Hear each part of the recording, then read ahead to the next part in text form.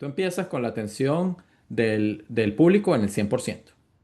Y en los primeros 5 minutos, si tú no trabajas duro para mantener esa atención, eso bajó al 10%.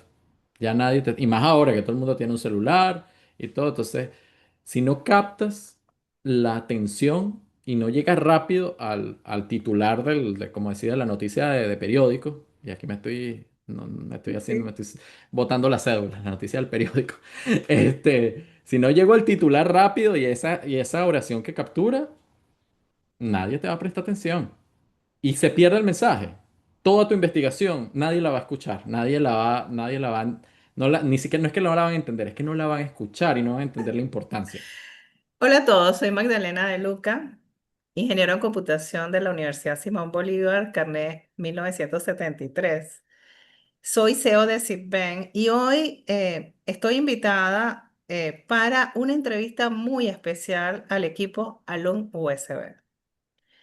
Para los que nos escuchan por primera vez, esto quedará grabado y lo van a poder ver en nuestras redes sociales, en Facebook, en Instagram, en Twitter, en LinkedIn, en YouTube, Spotify y más.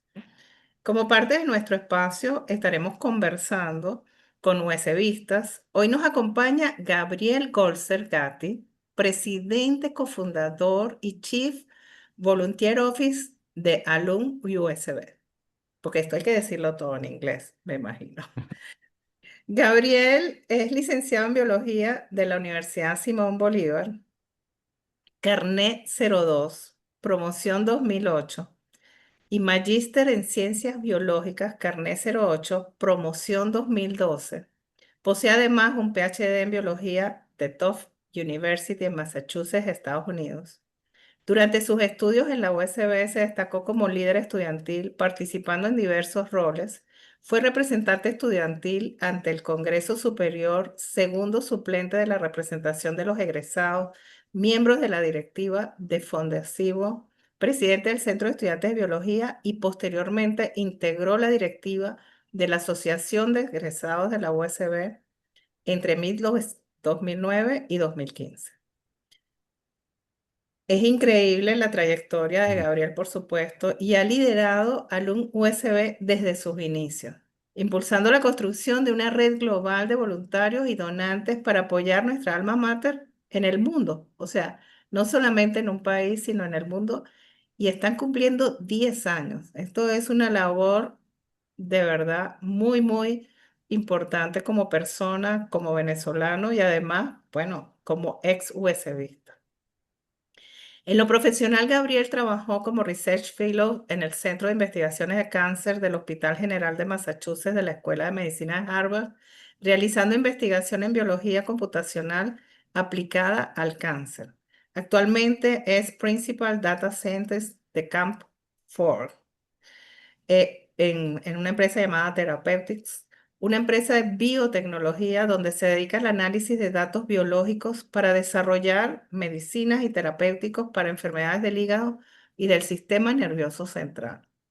Es muy importante tener hoy día a Gabriel con nosotros y además poder tener una entrevista de toda esta trayectoria y de verdad poder entender en su vida profesional cómo sigue apoyándonos a todos los que estamos involucrados de alguna forma en el país y fuera del país. Quiero ahora hacerte algunas preguntas que son básicas, pues. ¿Por qué escogiste la USB y por qué biología? Bueno, Magdalena, muchas gracias. Y antes de responderte, muchas gracias por aceptar la invitación, de ser parte de estas entrevistas en el marco del 10º aniversario de Alum USB. Bueno, ¿por qué la Simón Bolívar y por qué biología? Eh, las personas que me conocieron cuando yo era niño, adolescente, hubieran dicho que yo iba a ser ingeniero en computación, por cierto. Y es porque mi papá siempre trabajó con computadoras desde sus inicios. Él trabajó en IBM creo que en los 70 y los 80 en Caracas. Entonces yo tuve computadora en mi casa desde que nací, en 1986. Entonces hay una foto de yo de 8 meses ahí enfrente del teclado y no había juegos, como tú bien sabes, no había juegos. Entonces mi papá me programó un juego de piano en el teclado de la computadora para que yo jugara. Entonces yo siempre estuve expuesto a computadoras y todo el mundo iba a decir, mira, no, Gabriel va a estudiar computación en algún sitio. Pero algo pasó en noveno grado, yo me enamoré de la genética, en biología de noveno grado. Me enamoré de la genética y dije, yo quiero hacer algo así como ingeniería genética. Y eso no existe, ni existía en Venezuela, ¿no? Entonces, bueno, ¿qué es lo que? Entonces empiezo en ese momento existía el CNU, el examen del CNU, y habían esos libros con todas las carreras, y yo empiezo a ver como que todas las carreras, y bueno, la única carrera que se parecía más o menos a eso, licenciatura en biología. Y yo tenía en ese momento ya un primo, por el lado de mi padre, que estudiaba ingeniería de computación en la Simón Bolívar. Entonces mi papá decía, no, yo hubiera estudiado ahí si esa universidad hubiera existido cuando a mí me tocaba. Y como no es que me metió la USR por los ojos, pero me la vendieron bien. Entonces, y cuando empiezo yo a investigar, y estamos hablando 2001, 2002, Internet existía, estaba, como decir, en sus inicios en Venezuela, entonces yo ponía en el buscador, no era Google en ese momento, era Altavista, Yahoo, Universidad Simón Bolívar, y salían todas esas cosas y la gente la vendía como que, wow, eso es como el MIT de Venezuela. Entonces, yo dije, bueno, yo quiero estudiar allá. Y yo puse en mi aplicación licenciatura en biología, puse después la segunda opción, la puse computación, la tercera opción, creo que puse electrónica o física, no me acuerdo. Pero yo quería biología, yo quería hacer algo de genética, ¿no? Y no quería estudiar computación porque yo decía, no quiero pasar todo el día enfrente de una computadora, porque a mí me gustaba jugar a la computadora, hacer cosas en la computadora. Yo no quiero pasar todo el día en la computadora, yo quiero hacer algo diferente en mi trabajo, ¿no? Y ahí es cuando no se ríe porque ahorita hago biología computacional y estoy todo el día enfrente a la computadora. Entonces yo pongo mi aplicación y yo nunca había pisado la Simón Bolívar hasta cuando voy a presentar el examen de admisión y me enamoré. Me enamoré del campus y me enamoré de la biblioteca. Yo fui a la biblioteca el día después, me fui con mi primo y me dijo, yo te voy a soltar aquí, yo voy a ir a clase y después bajamos a almorzar y te vas Que para la por casa. cierto, ya tenía muchos edificios. Cuando yo entré solo había uno. Sí, no, el edificio de la Biblioteca Central, el edificio creo que el edificio de aulas estaba o recién inaugurado o por inaugurar, que es el edificio más nuevo del campus de Sartenejas. Mi primo me dijo, ay, yo tengo unos amigos de biología, para que te paseen por los pabellones, al final no los conseguimos, pero yo me enamoré del campus y dije, bueno, nada, biología en la Simón Bolívar. Y bueno, obviamente pasó mi ciclo básico, biología en ese momento tenía un pensum nuevo con un ciclo básico nuevo, entonces era diferente al ciclo básico de todo el mundo o de la mayoría. Y, y nada, me enamoré de la biología, sin embargo, obviamente pasan uno tiene sus momentos de amor y desamor con la carrera. Y Con hubo, la carrera y con la universidad, con y, esos requisitos tan críticos de notas. eh, Y total. Total. Yo creo que en algún momento tuve un momento que pensé, mira, yo capaz me va mejor en otras carreras. Yo estaba sufriendo con genética, que era lo que venía a estudiar justamente, qué bueno. y yo era un biólogo en mi cohorte atípico, porque a mí me gustaba la matemática, yo no la pospuse como la mayoría de mis compañeros, a mí me gustaba la física. No la pospuse con mis compañeros, pero a mis compañeros le iba buenísimo en bioquímica, en genética, y yo estaba ahí sufriendo. Y tuve mi crisis existencial. ¿Será que me cambio para ingeniería? Y adicionalmente, eso todo en paralelo, de que en mis primeros años de la carrera, yo estaba en la agrupación estudiantil, la Asociación de Jóvenes Empresarios. Yo era el único de biología. Qué Entonces estaba locura. rodeado de gente de producción, de mecánica, de materiales, y pensando en esas cosas, y pensando en conceptos que no son de biología. O sea, Y yo decía, ¿será que me cambio? ¿Será que me cambio? Y un profesor que, amigo, ya no es profesor, ya se fue a la Simbolía, era amigo, Roberto Cipriani, que él daba la materia de evolución y él la daba con un componente muy cuantitativo y era como una manera de aplicar la matemática, el cálculo, a resolver problemas biológicos y eso fue lo que me retuvo en biología y bueno, aquí estamos. Bueno, y si pudieras contar alguna anécdota específica de todo ese paso por la Simón Bolívar. Ahora no sabemos si se dice Simón o Bolívar. Mi ¿Quién época sabe era cómo se... Bolívar, la tuya Simón. ¿Qué anécdota tú rescatarías en esta conversación? Perro, es que hay tanto. Yo estuve presente en el campus desde el septiembre de 2002 hasta 2012, que me gradué de la maestría y después tuve un tiempo como asistente de investigación mientras me venía para acá para hacer el doctorado. Son 10 años, casi, 11 años y 9 meses o 10 meses. Así que decirte una anécdota, es como difícil, pero una cosa que siempre recuerdo y que lo aprovecho para decirlo acá, a ver si los estudiantes que están ahora en la Simón Bolívar, agarran consejos, es que uno nunca sabe las vueltas que da la vida. Y yo, en Matemáticas uno mi primer trimestre, fue súper accidentado. Y no solo como internamente, sino el Venezuela estaba, mi primer trimestre estuvo marcado por el paro petrolero de finales de 2002 y 2003. Mi primer trimestre de la universidad estuvo partido en 6 meses. Claro. Entonces, yo me acuerdo que presenté el segundo examen de Matemáticas uno y vino el paro. Y no sabemos cuándo volvemos. Y terminamos volviendo en finales de febrero del 2003. Entonces, en todos esos cambios y esa dinámica, yo no, la profesora que nos daba matemáticas uno me acuerdo, la profesora, no me acuerdo su nombre, pero su apellido era Yudichi. Y ella era una profesora que su esposo también daba clases en el departamento de matemáticas. Súper difícil, súper difícil. Y todo el mundo cuando entró al auditorio y dijeron Yudichi, todo el mundo se puso blanco. Aquí nadie va a pasar la mitad, súper estricta. Y entonces a mí no es que me fue mal, pero tampoco me fue bien en los primeros dos exámenes con ella. Pero con todos esos cambios del trimestre, las fechas, la cosa, ella se tenía que ir a un congreso. Y las últimas 4 semanas del trimestre nos cambiaron al profesor y la dio el profesor Claudio Margaglio, que en paz descanse. Sí, tuve más contacto con él luego.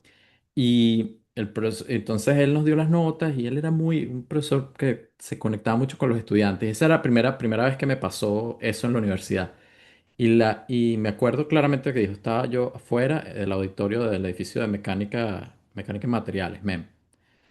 Y él estaba dando las notas y yo le dije, yo así un muchacho, yo tenía que 17 años recién cumplidos, yo le digo así como, profesor, pero ¿qué tanto esfuerzo en matemáticas? Si los biólogos no necesitamos matemáticas, porque no necesitamos matemáticas. El profesor Claudio Margallo, súper sabio en ese momento, me dice, bueno,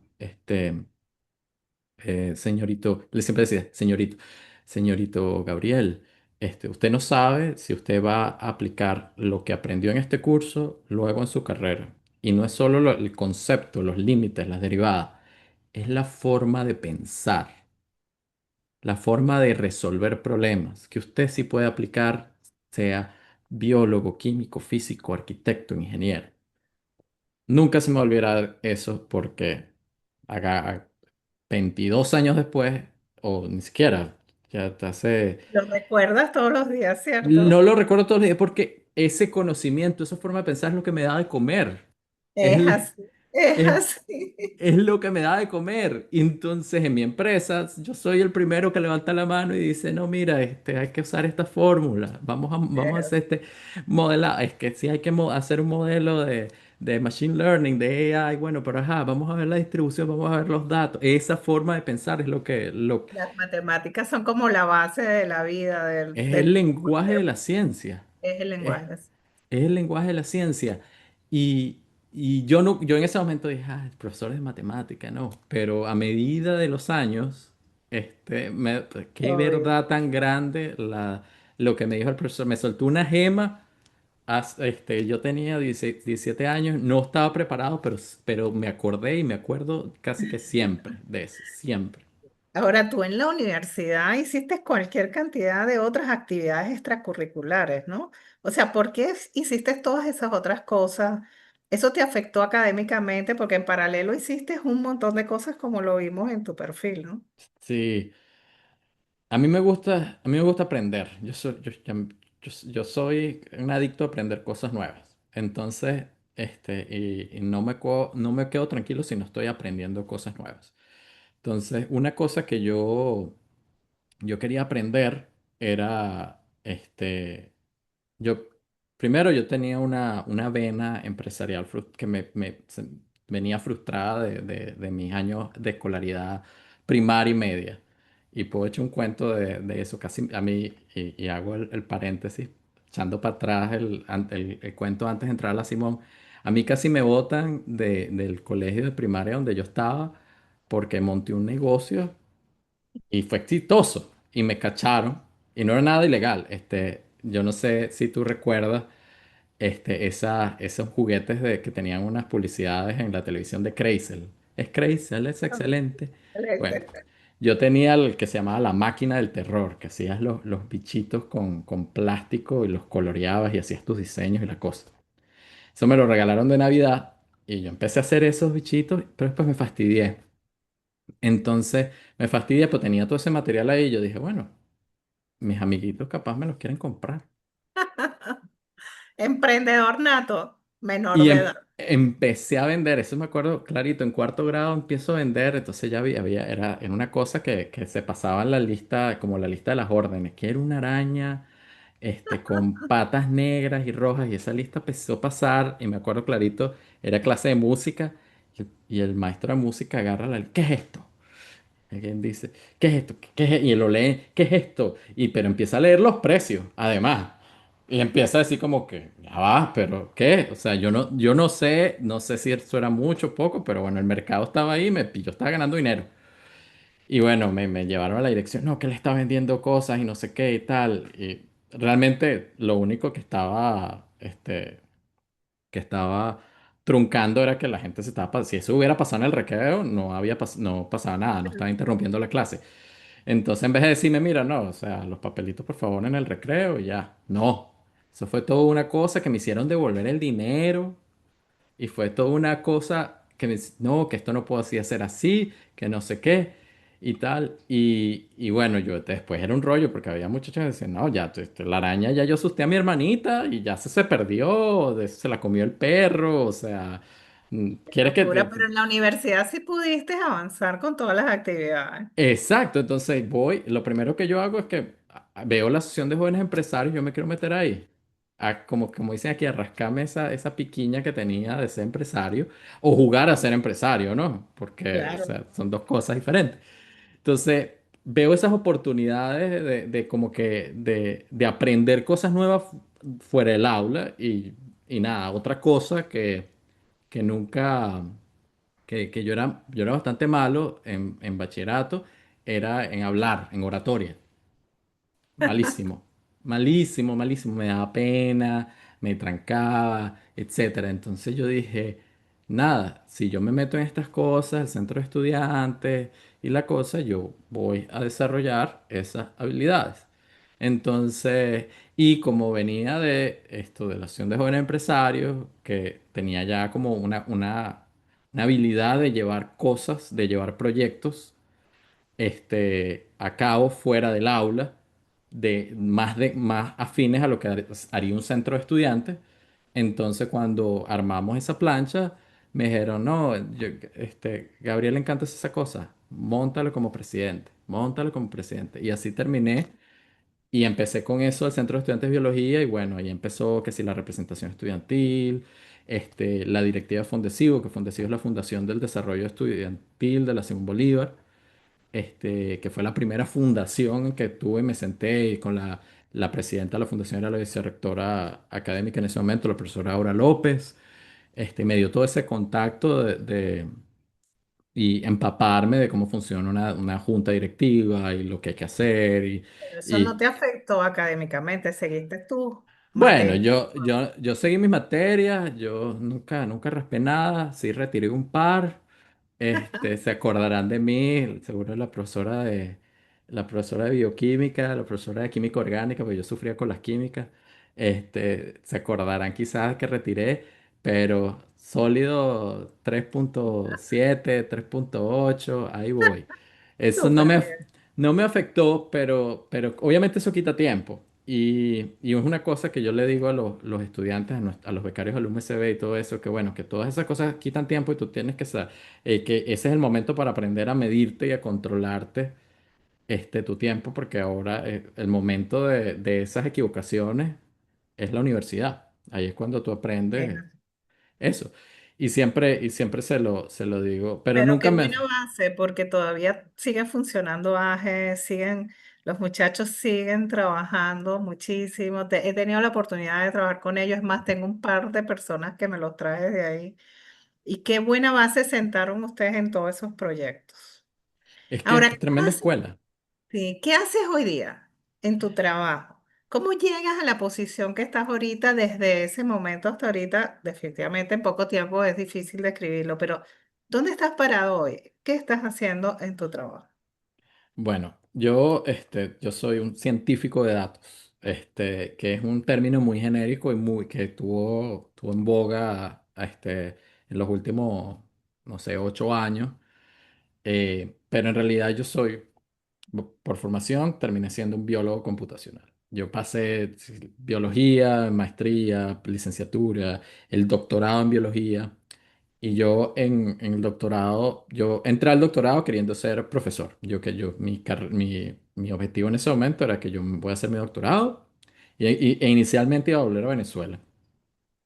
Y mi sueño era dar clase en la Simón Bolívar. A mí me gusta dar clase.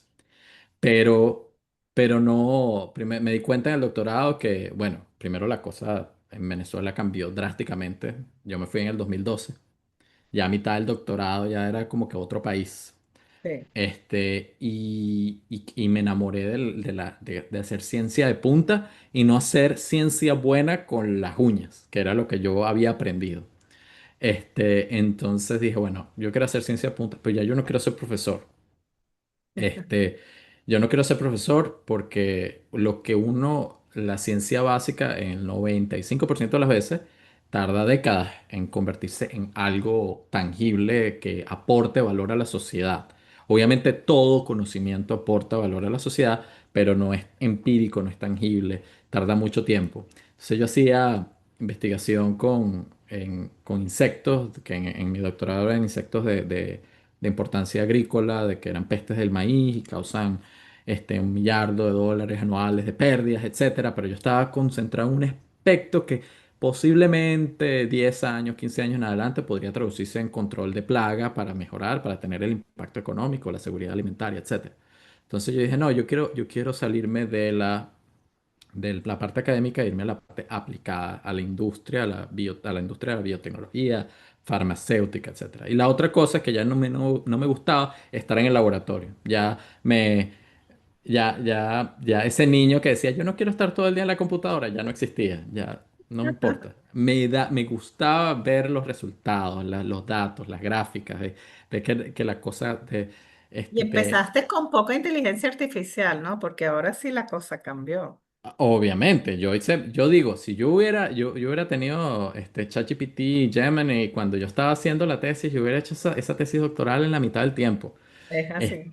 Porque eso lo que hace es acelerar el aprendizaje. Pero yo empecé y aprendí a programar por mi cuenta. Sí, me metí en uno que otro curso, pero eso fue dándome golpe yo. Ahorita tú le dices a ChatGPT, mira, yo quiero hacer esta función, que haga esto, lo otro, y ¡pum! Sacó el código.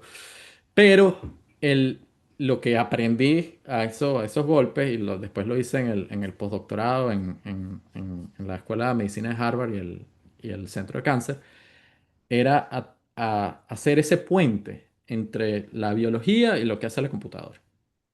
Ese como ese traductor, y no es solo de lo que uno mete en la computadora y lo que le sale, sino también ser el traductor del experimentador, de la persona que hace el experimento, la persona que está en el laboratorio mezclando las cositas, lo hace todo ese experimento para obtener un resultado que va a pasar ya va a pasar por una computadora, va a pasar por un análisis estadístico, machine learning, inteligencia artificial, lo que sea, va a pasar por eso. Yo soy el soporte para que ese experimento llegue a una, y me cuesta decir esto, porque esto todo yo lo digo en inglés facilito, pero ya no hablo profesionalmente mucho en español. Todos esos datos pasen a una acción, a algo accionable. Este es el resultado. Y con esto vamos a llevar este prototipo de droga a probarlo en animales para después llevarlo a humanos y curar una enfermedad. Entonces eso es lo que yo hago. Yo soy como un interlocutor entre el científico en el laboratorio y los datos para llevar ese resultado a la sociedad, al valor a la sociedad, a llevar esas medicinas. En mi caso, nuestra empresa trabaja con medicinas para el hígado y para el sistema nervioso central y nosotros hacemos eso es para curar a los pacientes. Ese es el No, objetivo y es, ese es como mi norte. es increíble y además creo que estás en el mejor momento porque has vivido etapas diferentes, con, sin mucha tecnología. Creo que el futuro además está súper encaminado. Ahora tenemos algunas preguntas de personas externas. Fíjate, Luis Zambrano, profesor de la Simón Bolívar, pregunta. ¿Cómo ha sido tu experiencia o se vista fuera de Venezuela? ¿Cuál sería el aspecto más relevante que agradeces en tu formación de la universidad? Mira, el aspecto va conectado con esa anécdota del profesor Margallo de matemáticas. La Simón Bolívar me enseñó a pensar analíticamente y a aprender sistemáticamente. Porque ya cuando estaba fuera de Venezuela, ya profesional, ya tenía una maestría, etcétera, yo veía a mis colegas que estaban como que se tardaban un poquito más en aprender cosas nuevas. Estaban como ellos estaban, como cuando yo estaba en la licenciatura, aprendiendo a aprender rápido. Entonces ahí yo vi las diferencias. La Simón Bolívar con todas las carencias que tuvo en el momento que yo estaba, entre 2002 y 2012 me enseñó eso. Y eso es algo que no te, sí, te quita la tecnología y no importa, tú resuelves. Eso es lo más relevante que me dio la Simón Bolívar para mi trayectoria fuera de la Simón Bolívar. Es esa versatilidad, esa adaptabilidad y esa capacidad de aprender. Y la forma de pensar, también la forma de pensar, el peso en las matemáticas y en las ciencias cuantitativas, que no es algo, y yo siempre lo pongo en comparación. Mis colegas que estudiaron aquí y pueden estudiar en Harvard, MIT es un poco la excepción, pero pueden estudiar en Harvard, en Cornell, no sé, en Stanford, y conozco de todas esas universidades, se enfocan mucho, bueno, sí, yo voy a hacer biología, bioingeniería, y yo me voy a enfocar en eso y no veo materias fuera de mi área. Cambio, nosotros tenemos en la simbología nuestros estudios generales, pero también el ciclo básico es de cierta forma, para ciertas carreras, es cierta manera estudios generales, ¿no? Es la base de un profesional completo, es perfecto. Integral, exacto. Entonces Exacto. yo veía matemática, entonces a mí me hablan de derivadas, a mí me hablan de integrales, a mí me hablan de ecuaciones diferenciales y yo, aunque no las aplico todos los días, yo puedo entender. Entonces hablo con colegas de Stanford, doctorados, etcétera, y entonces yo soy el que les termino explicando, mira, si cuando tú haces este experimento, tienes que hacer 3 réplicas porque así es que puedes calcular una desviación estándar. Y esto es un cuento verídico. Perro, sí, no lo había pensado. Y yo, wow, la simbología no tiene, y yo siempre lo digo en todas estas entrevistas y conversiones, la simbología no tiene nada que envidiarle en cuanto a currículum a las universidades top del mundo. Bueno, no he tenido el placer todavía de trabajar con alguien de Oxford, pero por ejemplo, Estados Unidos, Harvard, MIT, Cornell, Stanford, la Ivy League, todo eso, nada que envidiarle. Lo único, sí, que, bueno, sí hay algo que envidiarle, es el presupuesto y en los equipos. Ah, por supuesto. Eso es lo único. Fíjate, Gabriela Rodríguez, que es estudiante de la USB, te pregunta justamente sobre esto. ¿Cuál consideras que ha sido el mayor reto en tu carrera siendo biólogo en Estados Unidos? ¿Y qué consejos le darías a los estudiantes actuales de biología de la Simón Bolívar? Porque claro, además el reto de ser venezolano, ¿no? Estar en los Estados Unidos trabajando en una carrera como biología. Pero estos muchachos que están hoy día estudiantes van a tener el mismo reto. O sea, ¿qué les recomiendas y cómo ves eso? O sea, ¿es una marca país ser venezolano, biólogo? ¿Eso te restringe algo? Por lo visto, que no. Mira, lo de ser venezolano ha cambiado mucho en los últimos, en los últimos meses, ¿no? Yo por suerte vine cuando ser venezolano éramos, y eso, hasta hace unos años éramos uno de los inmigrantes mejores vistos en Estados Unidos. Las estadísticas internas de Estados Unidos dicen que los venezolanos hasta hace unos años eran los que tenían mejor grado de educación, seguidos por Es- Argentina. Entonces, lo de ser venezolano, este, nunca me afectó. La otra cosa es el idioma. Y eso va conectado a que el mayor reto, y específicamente como biólogo, es cómo comunicarse. Y no solo al aspecto del idioma, obviamente. Yo tuve la suerte de que en el idioma, bueno, la Simón Bolívar ofrece un año de inglés obligatorio. Yo tuve la suerte de que mi inglés era suficientemente bueno para saltármelo y hice otro idioma. Hice un año de otro idioma y buenísimo. Pero no es solo hablar bien y tener buena dicción y poder expresarte, sino es saber comunicar conceptos complejos a un público que no los maneja o que los maneja no al mismo nivel tuyo. Una cosa que eso fue el principal reto. Yo estaba acostumbrado, y una cosa de estilo en ciencias, ¿no? En Venezuela, somos muy la ciencia habla por sí sola. Yo no tengo que venderte un concepto científico. Entonces, cuando yo iba a las tesis, de mis compañeros, o de cuando yo estaba en la maestría, iba a tesis de pregrado, el muchacho empezaba, este es el título de mi tesis, introducción. El, el cáncer es una enfermedad, ta, ta, ta, ta, ta, ta, ta, ta, ta, ta, ta, ta. Entonces pasaban tres láminas y no, ajá, ¿cuál es el meollo del asunto? ¿Qué es lo que vas a arreglar tú con tu tesis? La forma de comunicar eso, inclusive dentro del ambiente académico, es algo que es un estilo que no es compatible, y no digo que es mejor o peor, no es compatible con el estilo estadounidense. El estilo estadounidense es muy enfocado en la narrativa. ¿Por qué? Porque, y esto es algo que me decía mi tutor de doctorado, tú empiezas, y esto se aplica, yo creo que aplica no solo a las presentaciones científicas, sino a cualquier presentación, tú empiezas con la atención del público en el 100%. Y en los primeros 5 minutos, si tú no trabajas duro para mantener esa atención, eso bajó al 10%. Ya nadie y más ahora que todo el mundo tiene un celular y todo. Entonces, si no captas la atención y no llegas rápido al titular como decía, la noticia de periódico, y aquí me estoy haciendo, me Sí, estoy botando la cédula, la noticia del periódico. Si no llego al titular rápido y esa oración que captura, nadie te va a prestar atención y se pierde el mensaje. Toda tu investigación, nadie la va a escuchar, nadie la va, ni siquiera, no es que no la van a entender, es que no la van a escuchar y no van a entender la importancia. Entonces, el mayor reto fue cómo ajustar ese estilo y que la narrativa vaya ajustada a tu público y no solo al público cultural, que ahora estoy hablando con Estados Unidos, un público muy internacional, sino que el nivel técnico.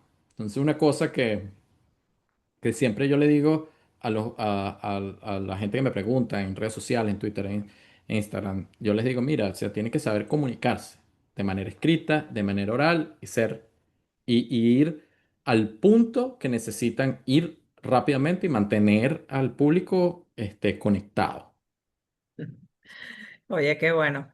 Y más con tanto contenido que hoy día se maneja. Ahora, remontamos ahora hace 10 años. Alum USB.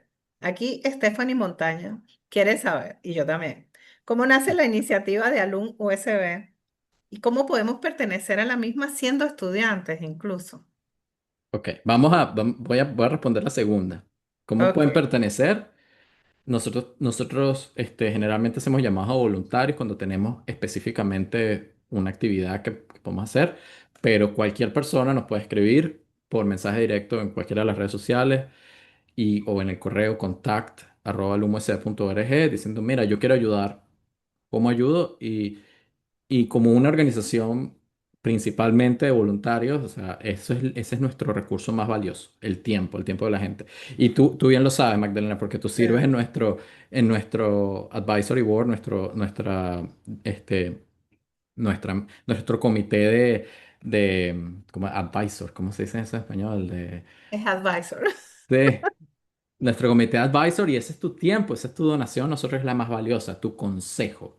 Tú eres de nuestro grupo, nuestro comité de consejeros. Entonces cualquier persona puede hacer eso, ese tipo de contribución. Y bueno, los estudiantes no es que están para darnos consejos, pero nos pueden ayudar con material, en las redes sociales, con muchas tareas que nosotros tenemos para mantener la organización funcionando con la misión de aportar a la Simón Bolívar. Entonces, ¿cómo ahora con la primera pregunta, no? ¿Cómo nace Alum USB? Y esta respuesta va a comenzar un poquito controversial, pero Alum USB nace eh, como una iniciativa de la Asociación de Egresados, que es otra organización. Cuando yo estaba en la directiva de la Asociación de Egresados, mencionaste que estuve entre 2009 y 2015. Y inicialmente la Asociación de Egresados quería hacer un capítulo de Estados Unidos. Capítulo de Asociación de Egresados de Estados Unidos. Y estamos hablando, yo estaba en la directiva, estaba ya establecido acá, 2014, 2013, 2014. Yo estaba averiguando cómo podíamos hacer. Y la limitante ahí era que, bueno, 2013, 2014, todavía existía el control de cambio en Venezuela con todas las de la ley. No había eso de CELE, las criptomonedas no estaban en ese momento. Entonces, la asociación de egresados quería recaudar en dólares. Y yo compartí su directiva, yo era el tesorero hasta 2015. Y mudado acá, dije, bueno, o sea, vamos a hacer algo aquí y lo hacemos como un capítulo. ¿Qué pasa? Yo me tardo como un año en entender cómo hacer como decir aquí la ONG, la Organización Sin Fines de Lucro, todo el marco legal, etcétera, conseguir a los huesevistas que conforman la directiva fundacional aquí en Massachusetts. Llega 2015 y bueno, hubo falta de comunicación, etcétera. Cambió la directiva de la acción de egresados y ellos decidieron no acompañarnos en ese momento y nosotros dijimos, bueno, pero ya hicimos todo este trabajo y vemos que tenemos la capacidad de ayudar. Vamos a echarle pichón nosotros. Y entonces arrancamos nosotros, hicimos un GoFundMe. Y la gente empezó a donar como que el dinero, el capital semilla para arrancar el papeleo y hacer la organización con todas las de la ley y, y armamos la organización en noviembre, creo que es el 16 de noviembre de 2015, constituimos la organización, aplicamos a las exenciones de impuestos del gobierno federal, todo el papeleo, etcétera, y empezamos a recaudar. Entonces ya había una vía y la gente podía meterse en su PayPal desde Australia, desde California, desde donde quisiera, que tuvieran acceso a divisas y podía aportar a la Simón Bolívar. Y nosotros queríamos, entonces, en el proceso también nos dimos cuenta de que, bueno, nosotros lo que queríamos hacer era más era más de corte empresarial en el sentido de que nosotros no queríamos estar metiéndonos en cosas políticas, de representación gremial. Nosotros no hacemos nada de eso. Yo no tengo, yo siempre digo, yo soy otro graduado huesevista más. Yo no tengo, yo no pretendo representar a nadie, simplemente que ¿cómo es que es? Mi tigrito que no Sí. gano nada, es mi hobby más bien, es Y ayudar a trabajas la mucho. Simón Bolívar. Y Es trabajas mucho. exacto. Entonces, este, ese es todo. Y nosotros no nos queremos meter en política y además vimos después que las leyes aquí en Estados Unidos hacían esa separación más compatible porque, bueno, si estás supeditado a una organización internacional, tienes más escrutinio, en cambio aquí somos independientes, funcionamos como una empresa, nuestra directiva elige a los miembros de su directiva y tratamos de hacer un recambio y todo eso. Operamos como una empresa. Entonces, eso nos diferenció de la acción de egresados y seguimos nuestro camino. Y aquí estamos, 10 años, nos convertimos en una cosa totalmente diferente. Seguimos innovando en cómo ayudar a la Acción Bolívar. Primera organización, y hay varias organizaciones en la historia de la Acción Bolívar que han ayudado, por supuesto, a la Asociación de Amigos, con la cual hemos colaborado. Este, han ayudado de diferentes formas, pero nosotros somos la primera organización que generó un premio a la labor docente, recompensar a los profesores por su labor, donde les damos dinero en sus manos, que no pasa por la universidad, que no pasa por nómina de la Simón Bolívar, dinero en sus manos para que sigan haciendo esa labor que cada vez es más heroica dadas las condiciones de la Simón Bolívar. Y hemos donado más de $300.000 a los bolsillos de los profesores de la Simón Bolívar y son profesores que están seleccionados como los más prolíficos en el área de enseñanza y de docencia. O sea, que están dando más clases, que están teniendo más tesistas, que están teniendo más pasantes, que son No, que y con un formando excelente nivel, además, que es lo importante. competitivos con todas las Com- carencias que hay. sí. Y yo siempre voy a agradecer a esos profesores, por supuesto a mi tutora, Yasmín Arrillaga, profesor Cipriani, profesora Solange Isa, todos esos profesores que estaban ahí, no importa las condiciones de salario, de laboratorio, de financiamiento de proyectos, y que están ahí hasta que el cuerpo no les daba más porque creían en la misión. Y Alumno USB está para apoyar esa generación y la que venga de profesores, para que sigan formando el, el futuro de Venezuela, los profesionales del futuro de Venezuela, los que estás contratando tú de pasante. Así es, de pasantes y profesionales. Aquí tenemos dos que se acaban de graduar. Súper, o sea, increíble el nivel que tienen y el compromiso, porque eso es algo como una marca USB. O sea, esa constancia es súper lindo. Ahora fíjate, Yeximar Batista, otra estudiante de la Simón Bolívar, dice, ¿qué criterios utilizan ustedes en Alum para seleccionar los proyectos que van a financiar? ¿Hay algo en particular que los llame la atención para hacer esa selección? ¿Cuáles son los criterios?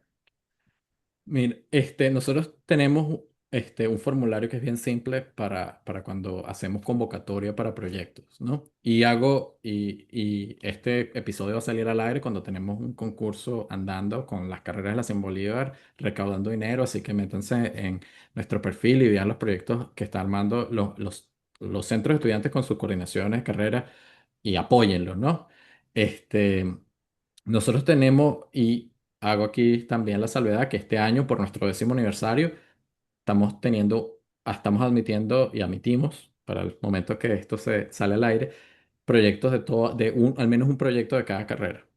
No hubo proceso de filtro de selección interna. Pero cuando lo hacemos, que en las ocasiones anteriores, que es lo que pregunta la estudiante, nos concentramos en el impacto, e impacto en estudiantes que sean impactados positivamente. Que así es un laboratorio, mira, es un laboratorio que tiene 3 tesistas y se va a comprar un equipo de $10.000 que va a ayudar a que estos 3 tesistas culminen su proyecto de grado. Va a estar rankeado más bajo que un proyecto de comprar un equipo donde hay 100 estudiantes al año que lo van a usar, por ejemplo. Maximización de impacto, principalmente en estudiantes, secundariamente en profesores y en personal técnico cuando atendemos unidades académicos administrativas. Otro aspecto que tomamos es eso de la narrativa. ¿Cómo comunica el solicitante, ya sea el estudiante, el centro estudiante, el laboratorio, etcétera? ¿Cómo comunica su necesidad? Porque nosotros somos un vehículo para la recaudación en estos concursos de proyectos. Entonces, le toca vender al laboratorio, la unidad que está pidiendo, le toca vender la idea para que una persona done y diga, mira, yo quiero aportar $200 a esta causa. Entonces la narrativa es importante para nosotros también. Hay una venta ahí buenísima del proyecto, o sea, súper. Bueno, fíjate, Julie Cielke, que es otra de las estudiantes, pregunta precisamente cómo miden el éxito de las iniciativas, qué es lo que estás diciendo, cuántas personas impactan, es por un número de asistentes a un evento o el impacto de la carrera. Y lo que veo en tu respuesta es que se están tomando en cuenta muchísimos criterios dentro de todo esto, ¿no? Y lo Sí, bueno que están haciendo ahora es que sea en todas las carreras. Eso es maravilloso porque ahí nadie se va a sentir como que excluido. Lo importante, como dices tú, es que se presente un buen proyecto y eso está pasando en muchas iniciativas en el país donde hay recursos que se pueden optar incluso en embajadas, pero si el proyecto no está bien soportado, pues no lo va a ver. Increíble. sí, los proyectos no, como dije, no hablan, la ciencia y los proyectos no hablan por sí solos, tú tienes que saber vender. Y yo me considero un vendedor terrible, pero me he convertido en estos 10 años en una suerte de evangelizador de ayudar a la Simón Bolívar. Yo, Magdalena, yo te estoy vendiendo o te estoy evangelizando el Es así. producto de ayudar a la Simón Bolívar. Y lo que te estoy dando eh, Sí, este, te estoy dando felicidad de que tú estás ayudando a tu alma mater a través de un canal seguro, estable, que mañana nadie me va a venir a tocar la puerta y decir que ya no puedo recaudar más dinero a la Simón Bolívar. es Este, así. eso es lo que Increíble. te eso es lo que te estoy vendiendo.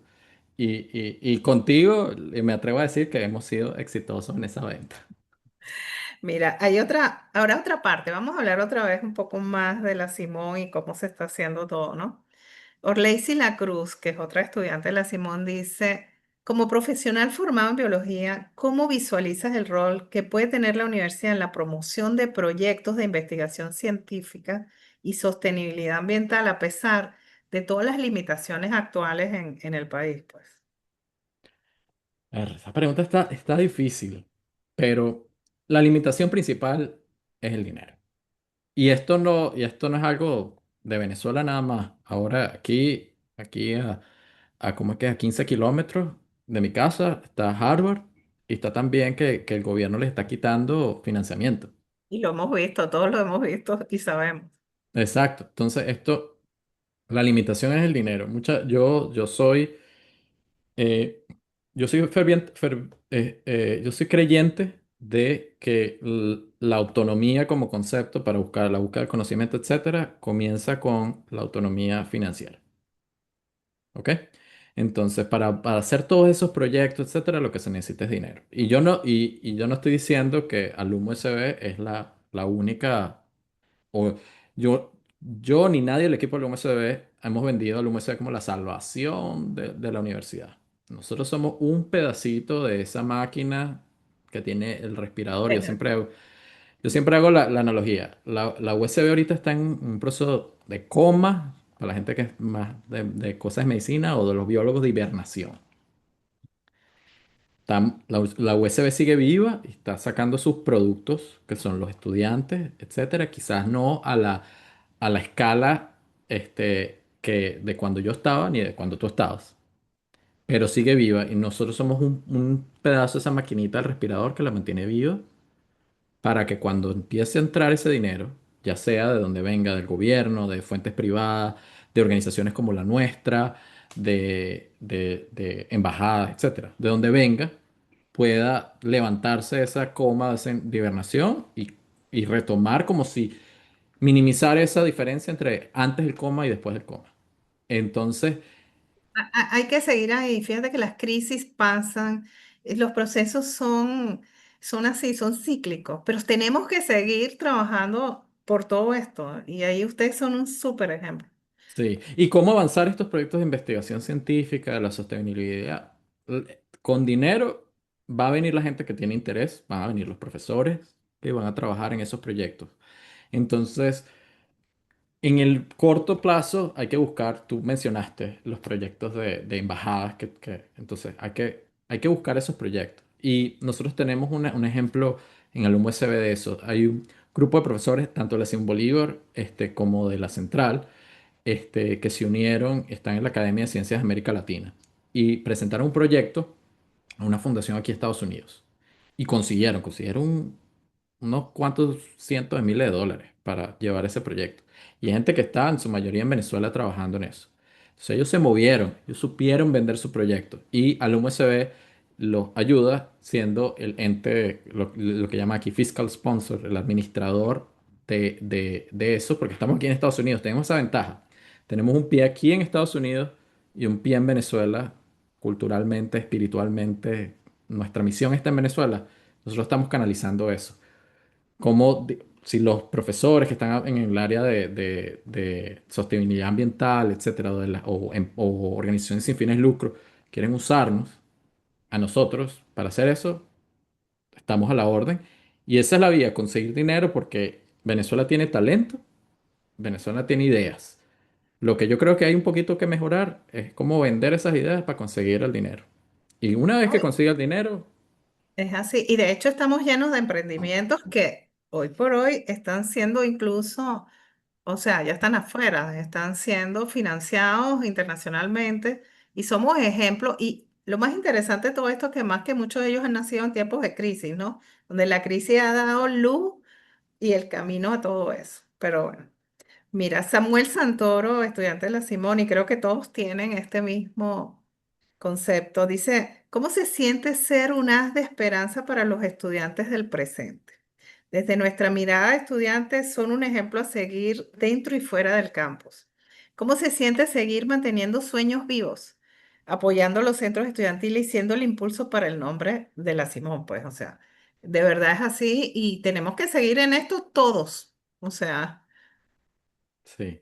Pero, ¿cómo se siente? Yo me siento, yo me siento honrado de recibir mensajes de apoyo y de cariño de gente que nunca conocí en persona de la Ciudad Bolívar.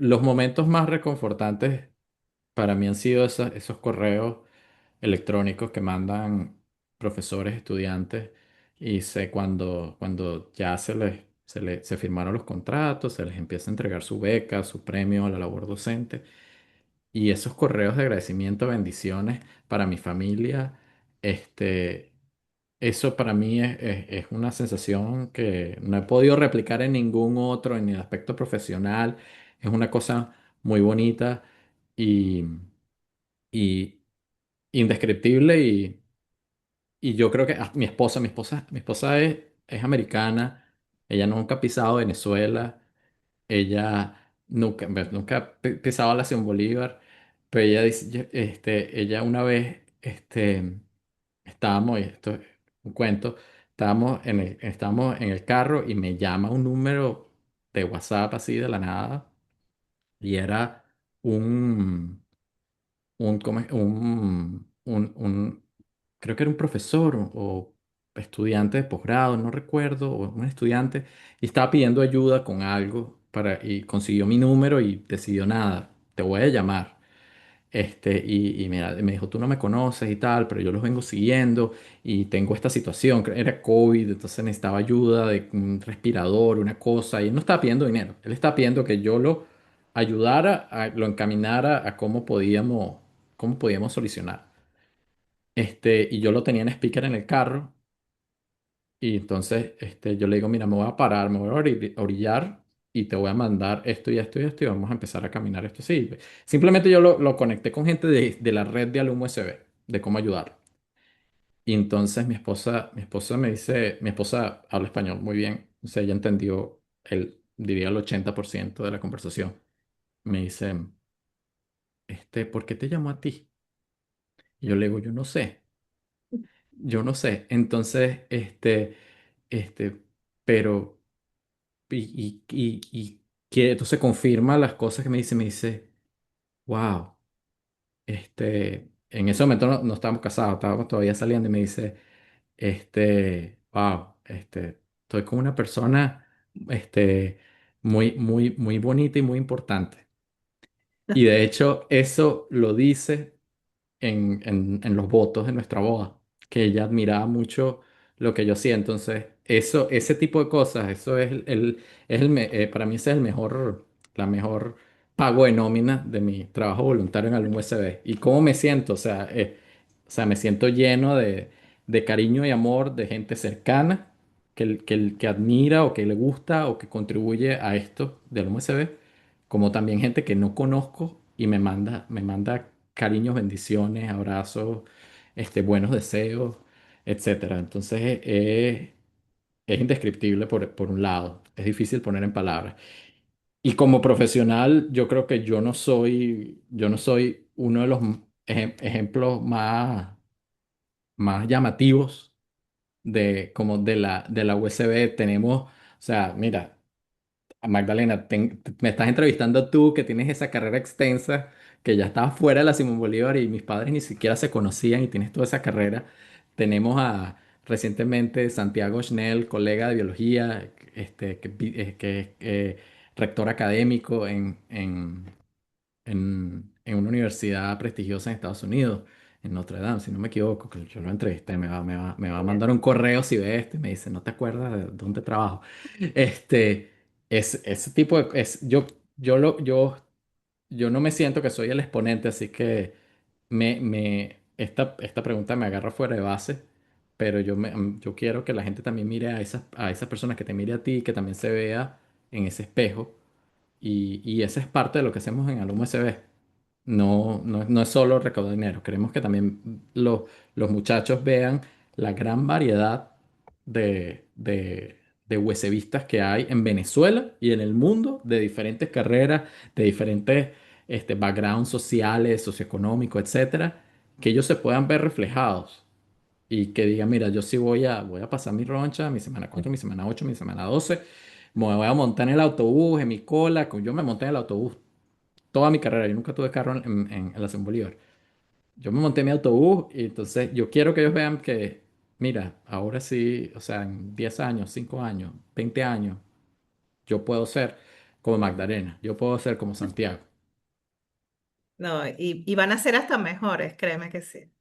Oye, lamentablemente tenemos que cerrar esto. Podríamos estar horas hablando de lo que Sí. sabemos, lo que hemos vivido, pero definitivamente gracias, gracias, gracias, un millón de gracias, Gabriel.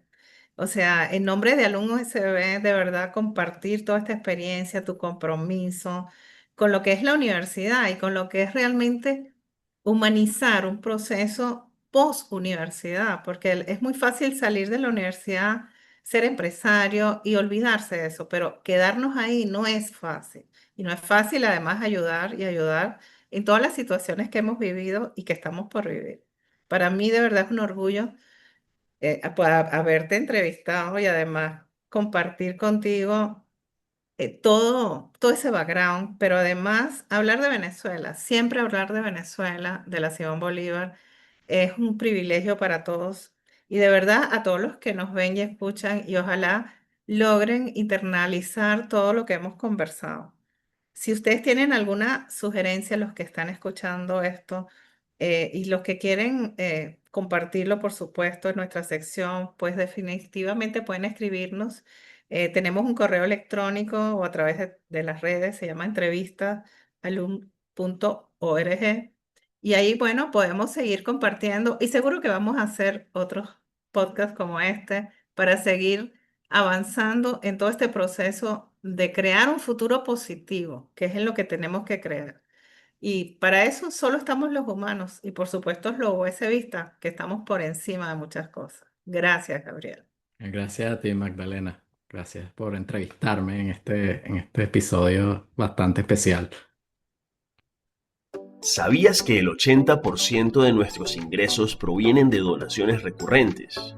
Únete ya a las más de 200 personas que, mes a mes, aportan su granito de arena para que nuestros profesores, alumnos, biblioteca, laboratorios y el espacio físico mantengan esa calidad que caracteriza nuestra universidad. Dona